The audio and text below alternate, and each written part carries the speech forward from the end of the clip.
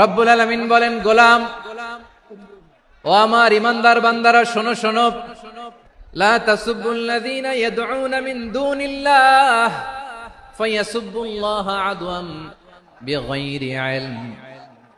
ও আমার বিশ্বাসী বান্দারা, যারা আল্লাহকে ব্যতি রেখে দেব দেবীর পূজা করে, তোমরা খবরদার তাদের গালি দিও না।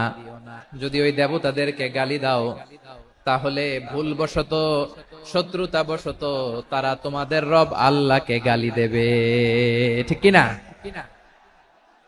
তোমরা যদি তাদের দেবতাদের গালি দাও, ওরা রেগে তোমার আল্লাহরে গালি দিবে, তাহলে আল্লাহরে গালি খাওয়ানোর কারণ হয়ে গেলাম আমি। রব্বুল আলামিন বলেন, খবরদার দেবতাদেরকে গালি দিও না, তাহলে ওরা তোমার রব আল্লাহরে গালি দেবে। প্রতিটি জাতির জন্য তাদের কাজকে আমি আল্লাহ সুশোভিত করে রেখেছি, তারা সবাই একদিন আমার কাছেই ফিরে আসবে। এরপর আমি রব্বুল আলামিন তাদের আমলনামা তাদেরকে জানিয়ে দেব। সুবহানাল্লাহ পড়ে। তাহলে প্রিয় ভাইয়েরা, ইসলাম আমাদেরকে শিখায়, সূরাতুল আনআমের 108 নম্বর আয়াত থেকে আমরা বুঝলাম, কোন ধর্মকে ছোট করা যাবে না। অন্য ধর্মকে ছোট করা মানে ইসলামকে ছোট করা। আর অন্য ধর্মের দেবতাকে যদি আপনি গালি দেন, ওরা ইসলাম থেকে দূরে সরে যাবে।